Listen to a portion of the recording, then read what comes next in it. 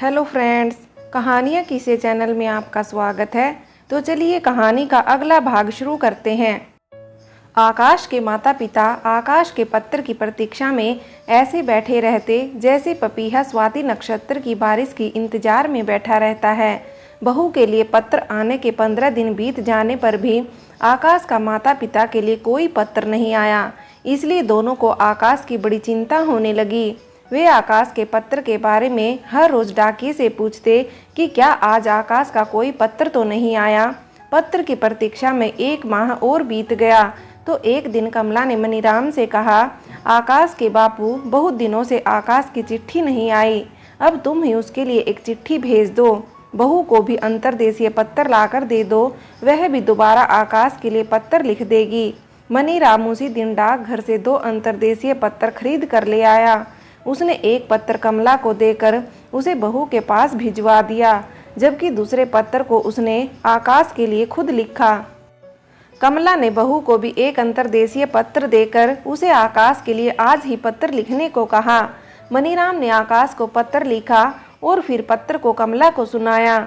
इसके बाद अगले दिन मनीराम दोनों पत्र लेकर उन्हें अपने हाथों से पत्र पेटी में डाल कर आ गया। इसके बाद 15-20 दिन फिर दोनों आकाश के पत्र का इंतजार करते रहे, लेकिन 20 दिन के बाद भी जब आकाश का कोई पत्र नहीं आया तो दोनों की चिंता और अधिक बढ़ गई। नंदिनी को आकाश की नाराजगी का पता था, लेकिन फिर भी वह सास ससुर को कुछ भी बताने की स्थिति में नहीं थी।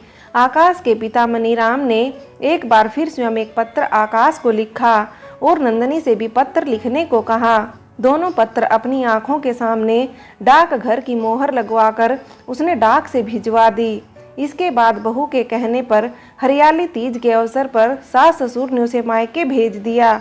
अब दोनों को आकाश की बहुत चिंता रहती। कमला बीच बीच में बेचैन होकर रोने लगती। इस बीच उसे आकाश के बारे में बड़े गंदे गंदे स्वप्न भी आने लगे, जिन्हें वह मनीराम को बताती तो उसकी भी चिंता बढ़ जाती।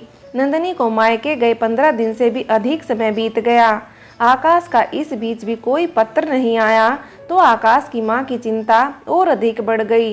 दिन भर घर के काम में व्यस्त रहने के बाद भी हर समय उसे अपने आकाश की याद आती रहती थी, लेकिन रात में कमला को अब नींद नहीं आ रही थी। एक दिन उसने मनीराम से कहा, आकाश के बापू, कहीं ये तो नहीं कि बहू ने आकाश को हमारे खिलाफ भड़का दिया हो। तभी उसने अपने बूढ़े माँ बाप को भुलाकर अपनी बहू को ही चिट्ठी लिखी हो। तुम एक बार उसके ससुराल जाकर ही पता कराते कि कहीं आकाश की कोई चिट्ठी पत्री या सार खबर बहू के लिए आई हो। वैसे भी आजकल की बहुएं लड़कों पर न जाने क्या मंत्र पढ़ देती हैं कि शादी के बाद लड़के माँ बाप को भूल ही जाते हैं। मनीराम को भी कमला की बातों में कुछ दम नजर आया। अगले रोज वह आकाश की ससुराल के लिए निकल पड़ा। आज दिन में नंदिनी भी अपनी सहेलियों के साथ बाजार गई हुई थी। शाम को अचानक जब मनीराम आकाश की ससुराल पहुंच गया तो नंदिनी को इस बात का डर लगने लगा कि कहीं उसकी गैर मौजूदगी में आकाश ने अपने माँ बाप के लिए कोई चिट्ठी तो नहीं भेज दी होगी। मनीराम ने नंदिनी के माँ बाप को अचानक वहां आने का कारण बताया कि घर से जाने के बाद आकाश का आज तक कोई पत्र नहीं आया। आकाश की माँ का भी यह सोच सोचकर बुरा हाल है, कहीं बहू के लिए कोई चिट्ठी पत्री आई हो, इसका पता लगाने यहाँ आया था। यह बात नंदिनी ने भी सुन ली। उसने तुरंत बात को संभालते हुए अपनी माँ से कहा, ससुर जी को कहो, चिंता की कोई बात नहीं है, आज ही सूरत से उनका मेरे लिए पत्र आया है। बाजार में पोस्टमैन जी मिले थे, उन्होंने मुझे आज ही पत्र दिया है। ससुर जी से कह दो सूरत में सब ठीक हैं, वे दिवाली तक घर आने को लिख रहे हैं। नंदिनी की मां ने मनीराम को नंदिनी की कही बात कह दी। यह सुनकर मनीराम की चिंता कुछ कम हुई। इतनी देर में नंदिनी चाय बनाकर ले आई। उसने ससुर जी के पैर छुए तो मनीराम ने बहू को सौभाग्यवती होने का आशीर्वाद दिया। मनीराम ने खुद भी नंदिनी से आकाश के बारे में पूछा तो उसने भी वही बात दोहराई। मनीराम को यह सुनकर संतोष तो हुआ, लेकिन बेटे के द्वारा माँ बाप को पत्र न भेजने से उसके मन में आकाश के प्रति कुछ नाराजगी भी पैदा हुई। अगली सुबह मनीराम अपने गांव वापस चला आया। घर आकर जब मनीराम ने यह बात कमला को बताई कि आकाश की चिट्ठी बहू के लिए ससुराल में ही गई है, यह बात सुनकर कमला के मन में आकाश के लिए हो रही चिंता तो कुछ हद तक कम हो गई, लेकिन अब कमला के मन में बहू के प्रति द्वेष भाव बढ़ने लगा। अब उसके मन में पूरा विश्वास हो गया कि जरूर बहू ने आकाश को हमारे प्रति भड़काया होगा, तभी वह हमसे नाराज है। उधर नंदिनी अपने पुराने प्रेमी बंटी को ढूंढते ढूंढते बदले की भावना के साथ नागिन की तरह एक दिन उसके गांव पहुंच गई। बंटी का गांव नंदिनी के गांव से अधिक दूर न था।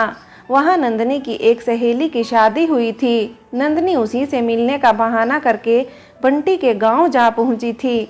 बंटी के गांव जाकर उसे मालूम हुआ कि बंटी भी लड़की देखने के लिए गांव आया हुआ है। यह सुनकर नंदिनी के मन में बंटी से बदला लेने का भाव और प्रबल हो गया।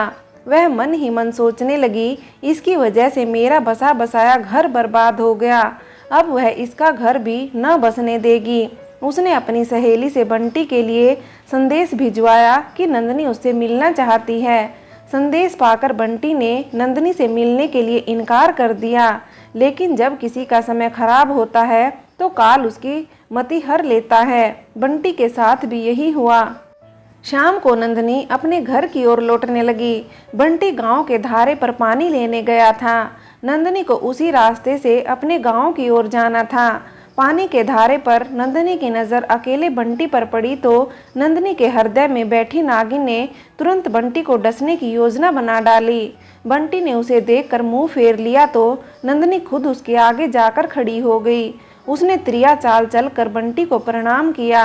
फिर वह बंटी को ताना मारते हुए बोली, आजकल तो हुजूर के भाव इतने बढ़ गए हैं कि बुलावा भेजने पर भी हमसे मिलना उन्हें गवारा नहीं। बंटी ने भी अपनी नाराजगी दर्ज करते हुए अपना जुआनी तीर छोड़ते हुए कहा, जिनके वायदों में दम नहीं उन लोगों से मिलना न मिलना एक समान होता है। क्या करना है झूठी पत्तल को देखकर? तुम अपना घर बसा चुकी हो, इसलिए तुमसे मिलने से तुम्हारे साथ मेरी भी बदनामी होगी। नंदिनी बोली, ठीक है बंटी, मैंने सुना है कि किसी लड़की से तेरी शादी की बात चल रही है और उसे देखने तू घर आया हुआ है, इसलिए तुझसे एक ज़रूरी बात करने यहाँ चली आई थी। मेरी मनसा साफ थी, इसलिए तुम्हारे न चाहते हुए भी हमारी मुलाकात हो ही गई। बंटी बोला, मुझे तुम्हारे साथ कोई बात नहीं करनी है। तुम्हारी शादी के बाद अब हम दोनों के रास्ते भी अलग अलग हो चुके हैं, इसलिए जाओ अपना रास्ता नापो। बंटी का इतना कहना था कि नंदिनी का क्रोध गरल बनकर बाहर निकल पड़ा। वह बोली, मेरे घर को उजाड़ कर अब भले इंसान बनने की कोशिश ना करो बंटी, सच सच बताओ कि तुमने और रवि ने मेरे पति को मेरे बारे में क्या क्या बताया था। बंटी बोला, मैं तुम्हारे पति को जानता भी नहीं हूँ, मेरी उनसे कभी मुलाकात भी नहीं हुई, मैं भला ऐसा क्यों करूँगा। जाओ रवि से पूछो, शायद वह तुम्हारे पति को जानता हो, तुम्हें कोई वहम हो गया है। तुम अपनी ससुराल जाओ, सांझ होने वाली है। आजकल वैसे भी इधर बाघ का आतंक फैला हुआ है। नंदिनी बोली, मुझे मत डराओ, तुम सिर्फ ये बताओ कि 3-3.5 माह पहले तुम और रवि काठ गोदाम की बस में एक साथ सफ़र कर रहे थे या नहीं। तुम्हारे साथ एक तीसरा अधेड़ व्यक्ति भी था जो तुम्हें मेरे बारे में कुछ बातें बता रहा था। यह सुनकर बंटी को गांव से काठ गोदाम की बस की सफ़र की हर एक बात याद आ गई। वह बोला, हाँ, मैं और रवि एक साथ काठ गोदाम वाली बस में सफ़र कर रहे थे। उसी बस में सिरोल गांव के सूबेदार जी भी हमारे साथ गप्पे मार रहे थे, लेकिन तुम्हारी कसम उस बस में हम तीनों ने किसी और से कोई बात नहीं की। नंदिनी ने झट से बंटी का हाथ पकड़कर उसके सिर पर रखते हुए कहा, खाओ गोलू जू की कसम कि तुम लोग बस में मेरे बारे में कुछ गलत बातें नहीं कर रहे थे। गोलू जू की कसम की बात सुनकर बंटी डर गया। वह बोला, तुम्हारी ससुराल को देखकर रवि ने मुझे बताया कि यह नंदिनी की ससुराल है। फिर हम दोनों दोस्त तुम्हारे साथ बिताए दिनों की बातें करने लगे। इसी बीच सूबेदार जी ने भी अपने गांव के फौजियों के साथ तुम्हारे रिश्ते की बात हमें बताई, लेकिन हम तीनों लोगों के अलावा हमने किसी अन्य व्यक्ति को तुम्हारी कुछ भी बात नहीं बताई। नंदिनी बोली, मेरे पति भी उसी दिन उसी बस में सवार होकर काठ गोदाम जा रहे थे। उन्होंने तुम्हारी सारी बातें सुनी और उसके बाद वे आज भी मेरे साथ साथ मेरे ससुर से भी नाराज चल रहे हैं। तुम तीनों की वजह से मेरा बसा बसाया घर उजड़ने की कगार पर है। यदि आकाश पत्र में लिखे अनुसार सन्यासी बन गया तो मेरी जिंदगी तो खराब होगी ही, उसके बूढ़े माता पिता का श्राप भी तुम तीनों को अवश्य लगेगा। आकाश एवं रवि की छोटी सी गलती से वास्तव में नंदिनी को इतना बड़ा नुकसान हो गया, यह सुनकर बंटी को भी बड़ा दुख हुआ, लेकिन अब इसकी भरपाई भी तो नहीं की हो सकती थी। बंटी ने नंदिनी से हाथ जोड़कर माफ़ी मांगी। इसके बाद वह पानी की गगरी कंधे में रखकर अपने घर की ओर चलने लगा। नंदिनी के दिल की प्रतिशोध की आग अभी शांत नहीं हुई थी। उसने बंटी को रोकते हुए कहा, अभी मेरी बात पूरी कहाँ हुई। मैंने सुना कि तुम्हारी सगाई गोला पार की चंपा से हो रही है। मैं कल उसे मिलने जाऊंगी और तुम्हारी और अपनी कहानी उसे भी बताऊंगी। तुमने मेरे पति को मुझसे छीनकर अच्छा नहीं किया। अब मैं तुम्हें और उस रवि को भी चैन से न जीने दूंगी। पति के बगैर मेरी यह जवानी अब मेरे लिए किसी काम की नहीं। अपनी इस जलती जवानी से मैं अब तुम दोनों का जीवन भी स्वाहा कर दूंगी। अगर तुम दोनों मेरे इस प्रकोप से बचना चाहते हो तो कल रवि और तुम मुझे बाजार में मिलना। यह कहकर नंदिनी अपने घर की ओर निकल गई और बंटी भी पानी की गगरी कंधे में रखकर व्याकुल मन से अपने घर की ओर चला गया। बंटी शाम को रवि के घर गया और उसने नंदिनी की बात रवि को बताई। रवि को भी अनजाने में हुई इस भूल का बहुत दुख हुआ। उसने बंटी से पूछा, अगर नंदिनी के पति ने वास्तव में कुछ गलत कदम उठा दिया तो फिर हमारी गलती का दुष्परिणाम उस बेचारी को जीवन भर भुगतना पड़ेगा। इसके बाद बंटी ने रवि को यह भी बताया कि नंदिनी ने उसे यह धमकी दी है कि यदि कल सुबह हम दोनों उससे मिलने बाजार नहीं गए तो वह यह बात मेरी होने वाली पत्नी को भी बता देगी। दोनों के लिए इस समस्या से निकलने का एक ही आसान तरीका था कि वे नंदिनी से मिलकर उसे समझा बुझाकर उससे माफ़ी मांग ले। इसके बाद दोनों ने सुबह सुबह नंदिनी से मिलने की योजना बना ली। अगली सुबह वे दोनों ठीक 10 बजे बाजार पहुंच गए। नंदिनी पहले से ही बाजार के लखचौरा होटल में उनका इंतजार कर रही थी। उसकी नज़र जैसे ही बंटी और रवि पर पड़ी, उसने उन्हें आवाज़ देकर अंदर बुला लिया। सुबह के वक्त बाजार और होटल में इतनी भीड़ भाड़ न थी। स्कूल के दिनों में भी नंदिनी इन दोनों के साथ अक्सर इस होटल में जलपान करती रहती थी। बंटी तो नंदिनी से पहले ही मिल चुका था, लेकिन रवि और नंदिनी के शादी के बाद यह पहली मुलाकात थी। शादी के बाद नंदिनी का शरीर हृष्ट पुष्ट हो गया था। रवि ने नंदिनी को दुआ सलाम की। इसके बाद बंटी ने होटल वाले को 3 चाय का ऑर्डर दिया। थोड़ी देर में चाय आ गई। तीनों चाय की चुस्कियां लेने लगे। बंटी ने नंदिनी से धीरे से पूछा, तुमने हम दोनों को यहाँ बुलाया था, इसलिए हम तुम्हारी डर से सुबह सुबह यहाँ पहुँच गए। अब ये बताओ, तुमने हम दोनों को यहाँ क्यों बुलाया है? गांव का ही बाजार था, वहाँ होटल वाला भी बंटी, रवि और नंदिनी को पहचानता था, इसलिए नंदिनी भी धीरे से बोली, वैसे तो हम स्कूल के दोस्त हैं, लेकिन तुम दोनों ने दोस्ती का अच्छा सिला नहीं दिया। तुम दोनों को मुझसे जो भी परेशानी थी, गिले शिकवे थे, वे मुझे ही बता देते तो अच्छा होता। मेरे बचपन की गलतियों को मेरे पति को बताकर तुमने मेरी जिंदगी तबाह कर दी। अभी मेरी उम्र ही क्या है, उम्र में मैं तुमसे छोटी ही हूँ। मेरे पति का अब घर लौटना मुश्किल है, ऐसे में मैं जिंदगी कैसे काटूंगी? तुम दोनों तो कल को शादी करके अपना घर बसा लोगे, लेकिन मैं कहाँ जाऊंगी? क्या मैं जवानी भर ऐसे ही तड़फती रहूंगी? तुम दोनों कान खोल कर सुन लो, यदि मेरे पति को कुछ हो गया तो मैं तुम दोनों का घर भी बर्बाद कर दूंगी। इसलिए पहले मेरे घर का मामला सुलझाओ, तब अपनी शादी की बात सोचना। एक और बात भी दोनों कान खोल कर सुन लो, यह बात मेरे और तुम दोनों के अलावा किसी अन्य के कानों तक नहीं पहुंचनी चाहिए, वरना इस नंदिनी को तो तुम जानते ही हो, तुम्हारा वो हाल करूंगी, न घर के रहोगे न घाट के। नंदिनी की बात में विनती का भाव कम और धमकी अधिक थी। उसके चरित्र से बंटी और रवि पहले से परिचित थे। उसकी शादी के बाद उसके साथ ज़्यादा देर तक होटल में बैठना भी दोनों के चरित्र को संदिग्ध ठहरा सकता था। इसलिए बंटी ने होटल वाले के चाय के पैसे चुकाए और रवि को लेकर वहां से बाहर की ओर निकल गया। नंदिनी भी उनके साथ ही बाहर निकल गई। सड़क पर पैदल चलते चलते नंदिनी ने बंटी को एक कागज का टुकड़ा पकड़ाया, जिस पर आकाश का सूरत का पता लिखा था। नंदिनी बंटी से बोली, इस कागज में मेरे पति का सूरत का पता लिखा है उनकी मकान मालकिन और फैक्ट्री दोनों का ही पता इसमें लिखा है। तुम दोनों की वजह से यह समस्या आई है, इसलिए अब तुम दोनों ही मेरे पति को सूरत से ढूंढ खोज कर घर लाओगे। यदि तुम इस काम में असफल होते हो तो यह भी तय कर लेना कि तुम दोनों में से किसी एक को मेरे साथ अपना घर बसाना होगा, वरना दोनों की जिंदगी तबाह कर दूंगी। यह भी ध्यान रखना कि सामने ही पुलिस चौकी भी है। यदि ज़्यादा शातिर बनने की कोशिश की तो दोनों एक जवान औरत पर कुदृष्टि डालने के जुल्म में अंदर हो जाओगे।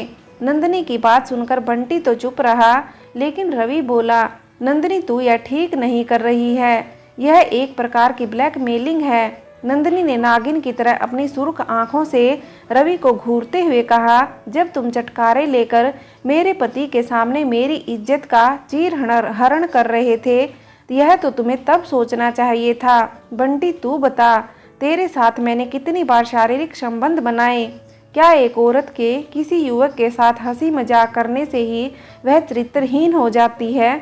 लेकिन तुम दोनों ने मेरे बारे में मेरे पति के सामने जो बातें की, उसके लिए मैं यदि उनके सामने अग्नि परीक्षा भी दे दूं, तो भी वे अब मुझ पर विश्वास न करेंगे। बंटी को नंदिनी की बातों में सत्यता नजर आ रही थी, क्योंकि नंदिनी और बंटी का ऐसा कोई संबंध न था। वह तो बंटी से एक दोस्त की तरह सिर्फ बातचीत करती थी, लेकिन लोग इसका न जाने क्या क्या अर्थ निकालते थे। आखिर बंटी ने रवि को समझाते हुए कहा, यह सही कहती है, गलती हमारी ही है, इसलिए पश्चाताप भी हमें करना होगा।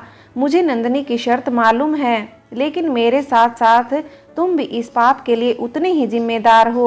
अब आगे जो भी काम होगा उसका आधा आधा भुगतान हम दोनों को करना होगा। बंटी द्वारा गलती कबूल किए जाने के बाद रवि भी उसकी बात से सहमत हो गया।